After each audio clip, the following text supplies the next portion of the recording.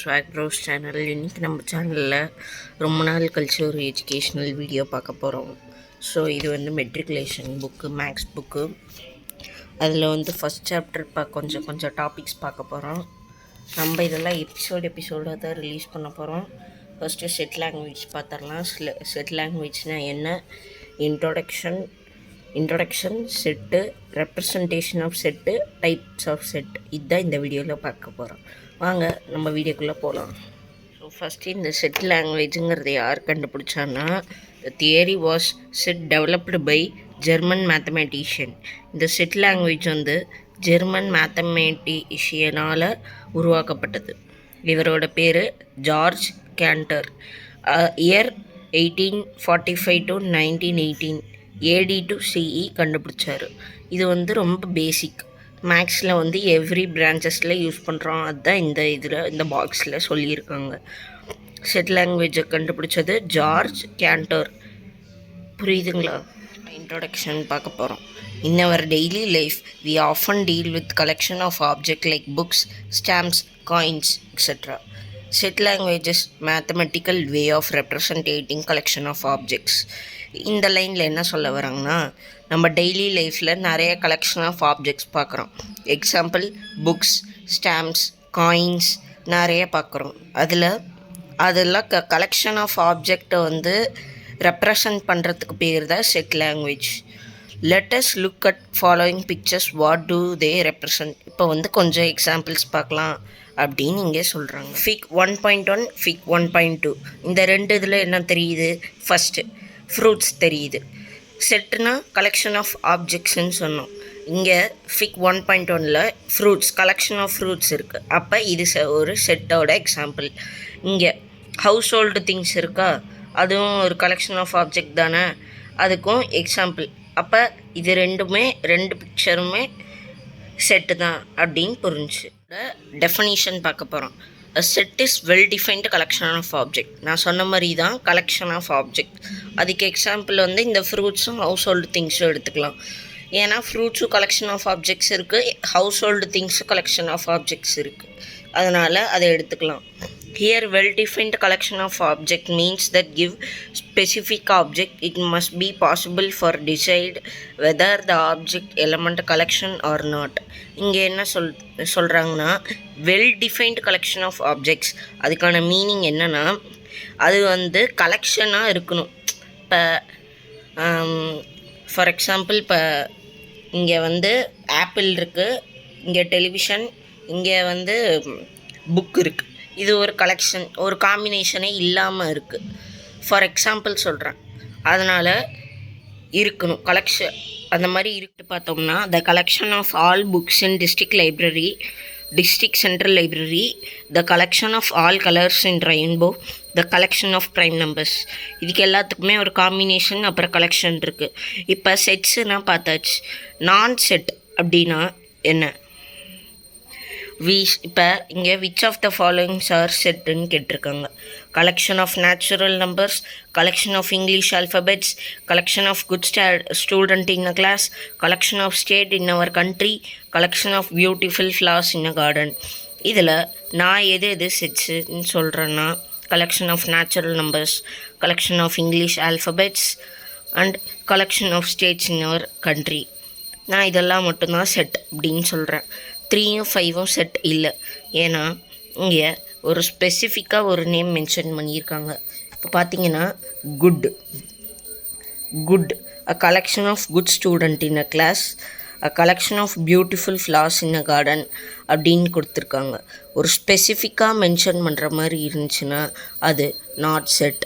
இப்போ மீதி 1 to 5 பார்த்தோம்னா எல்லாமே காமனாக இருக்குது. Natural number, English alphabets, state in our country, இதெல்லாம் காமனாக இருக்குது. இந்த ரெண்டில் மட்டும் ஸ்பெசிஃபிக்காக காட்டுற மாதிரி. இப்போ good student in a class, beautiful flowers.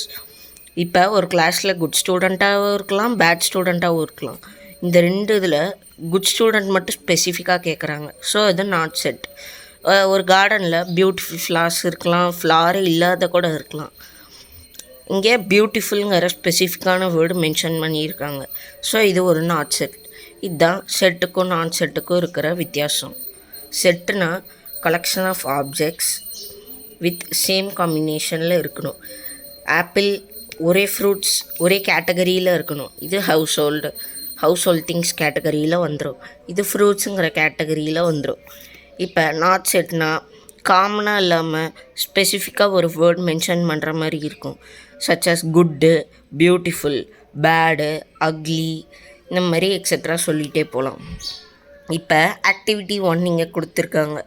Discuss and give as many example of collection from our daily life situation which are sets and which are not sets அப்படின்னு கேட்டிருக்காங்க. இதில் ஒன்றுமே இல்லை. இப்போ செட்டுக்கு ஒரு 5 எக்ஸாம்பிளும் நாட் செட்டுக்கு ஒரு 5 எக்ஸாம்பிளும் கேட்குறாங்க. I will give you 2 minutes of time. Pause the video and you can do yourself. இருப்பீங்கன்னு நினைக்கிறேன். இப்போ நான் பண்ணது பாருங்கள், செட்ஸ். அதுக்கு வந்து கலெக்ஷன் ஆஃப் ஷர்ட்ஸ், அது ஒரு காம்பினேஷன். கலெக்ஷன் ஆஃப் வெஜிடபிள்ஸ், அது ஒரு காம்பினேஷன். கலெக்ஷன் ஆஃப் புக்ஸ், இதெல்லாம் செட்டில் வர எக்ஸாம்பிள்ஸ் நான் எழுதுனது. நான் செட்டில் பார்த்திங்கன்னா collection of bad student on classroom. அங்கே குட் ஸ்டூடெண்ட்டுன்னு பார்த்தோம், அது நான் செட்டு. இங்கேயும் பாருங்கள், பேட் அப்படிங்கிற ஒரு வேர்டு ரெப்ரசன்ட் பண்ணியிருக்கோம். இது ஸ்பெசிஃபிக்காக சொல்லுது பேட் ஸ்டூடெண்ட் அப்படின்னு, அப்போ அது நான் செட்டு. பியூட்டிஃபுல் ஷர்ட்ஸ், பியூட்டிஃபுல் ஸ்பெசிஃபிக்கான வேர்டு.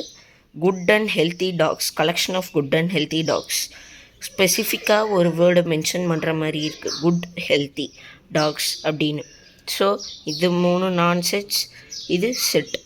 அதுதான் அதுக்கப்புறம் செட்டு வந்து யூஸ்வலாக கேபிட்டல் லெட்டர்ஸில் டொனேட் பண்ணுவாங்க.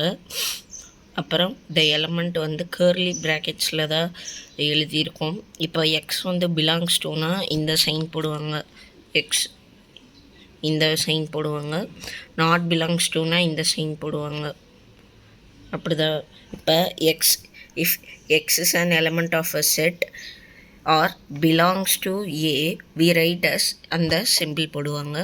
இது நாட் பிலாங்ஸ் டு, இதெல்லாம் நோட். நான் நோட்ஸ் கொடுக்குறேன். லாஸ்ட் ரெப்ரசன்டேஷன் ஆஃப் செட்ஸ் பார்க்க போகிறோம். The collection of odd numbers can be described in many ways. இப்போ செட்டு வந்து நம்பர்ஸ் நியூமரிக் பொறுத்த வரைக்கும் ஆட் நம்பர்ஸில் தான் இருக்கும். It can be written as 1, 3, 5, 7 odd numbers தான் எழுதணும். The set of odd numbers, find description, we always it at the odd numbers-ல இருக்கணும் நான் சொன்ன rule. It can be written as 1, 3, 5 curly brackets-ல தான் எழுதணும் இந்த மாதிரி. அப்புறம் எப்பயுமே அந்த நம்பர் உள்ளே இருக்கிற நம்பர் ஆடாக தான் இருக்கும். Representation of a set can be represented in 3 ways of the or forms. செட்டை வந்து நம்ம 3 விதமாக ரெப்ரசன்ட் பண்ணலாம். Descriptive form, set builder form and roster form. இப்போ செட் பில்டர் ஃபார்ம்னா என்னென்னு பார்க்கலாம். Descriptive form.